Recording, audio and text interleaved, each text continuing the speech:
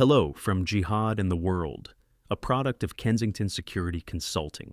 We will look at the Hamas-Israel war, the subject of our upcoming book, Cauldron of Terror, Hamas, Israel, and the World. Let's begin by examining and updating the profile of Vlada, known to the world as the Lady in Red. Who is she? You may have seen her on television or social media, running for her life across the desert plain at the Nova Music Festival on October the 7th, 2023. Her panicked, desperate look quickly circulated around the world. Her red shawl became instantly iconic, earning her a moniker. The 20-something Vlada darted to safety, unlike more than 393 revelers who were pursued by Hamas gunmen and shot dead, some begging for their lives. Hamas gunmen stormed the Nova Music Festival, killing and taking 40 people hostage. Much of her story is unique, but much of it is common among survivors of that day. First came shock, then awareness, then a response to the attack. Nova's attendees were in shock because they couldn't make sense of what was happening. They saw paragliders approaching, but didn't realize they were Hamas operatives. Then came the pop, pop, pop, and the screams. That was when awareness gripped them. They were under attack, and the enemy was killing anything that moved. The party was over, and the response came quickly. Run, hide, plead, or fight if you can. Okay, let's set the stage for the attack. The attack on Nova was last minute. Hamas likely had no prior knowledge of the Nova Festival, as it was initially scheduled for October 6th. The Nova Music Festival, or Supernova Sukkot Gathering, was an open-air trance music festival held in the Regim area in Israel's western Negev desert. Many Supernova attendees who paid $100 per ticket were tickled about the warmth, sounds, and friendship they anticipated. Nova is like a family, says a 26-year-old Tel Aviv bartender. I bartend at many festivals, and Nova is different. People had been preparing for this party for weeks. Everyone knows each other. It was like magic. This was to be a party of electronic dance music, which has flourished in Israel since the late 80s. Festivals and packed crowds are the norm, thanks to a temperate climate and a shared desire to chill out.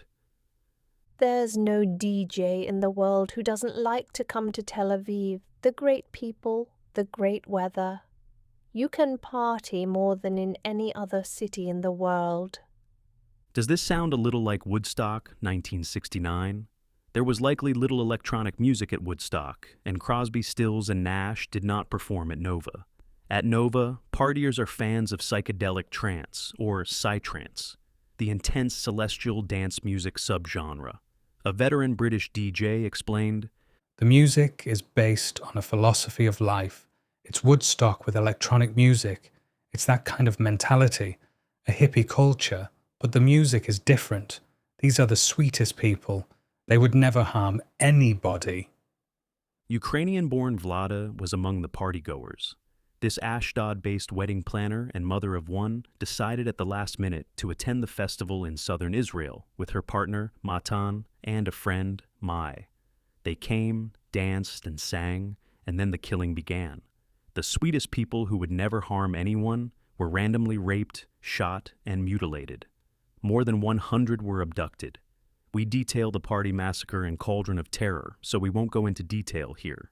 As for Vlada, she was separated from her friends and watched helplessly as people were hunted down and killed. So Mai and I started running again, and that's when you see me in the video get into the car of my angel, a man called Yosef Ben Avu. He stopped and told us to get in, and we did. All the while shooting was going on. There were 8 of us in the car. It was a Kia Picanto, and we were all on top of each other. I called Matan and told him I was okay, and he said he had been picked up as well and was safe. Vlada and Mai eventually made it to the safety of an army base at Sealim, while Matan went to one 20 minutes away at Orem. She said, "The whole thing had lasted 3 hours, but it went by so quickly. The longest part was waiting at the base before I could be picked up and go home and see my daughter Romy, and I gave her the biggest hug ever." During the attack, her primary concern was staying alive for Romy. She will be 4 soon, and for a quarter of her life, she has known only war. When Romy hears the sirens, she is so scared that she starts crying. Patapov explained. If I had one wish, it would be to have told everyone at the festival 1 hour before Hamas attacked that something was going to happen, so everyone could have gotten away. I've been in therapy and counseling, like many of the others who were there, and I find that speaking to people helps me cope with what happened that day. If I had one wish, it would be to have told everyone at the festival 1 hour before Hamas attacked that something was going to happen, so everyone could have gotten away. I survived, but others weren't so fortunate. I think about that. It weighs on my mind. I am still traumatized by what happened a year later. I've been receiving therapy and counseling, like many of the others who were there, and I find that speaking with people helps me cope with what happened that day. She is battling PTSD and survivor's guilt. For over a year, she agonized over the hostages.